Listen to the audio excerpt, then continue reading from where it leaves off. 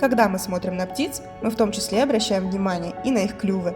Клювы хищных птиц – орлов, ястребов, соколов – острые, загнутые вниз. Предназначены они для разрывания пищи на куски. Клювы зерноядных пернатых – щеглов, снегирей – короткие и толстые, они обладают значительной сдавливающей силой.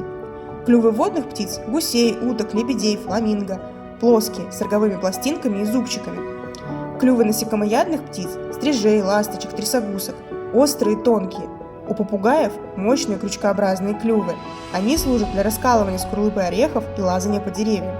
Туканы, благодаря большим клювам, могут поедать крупные плоды.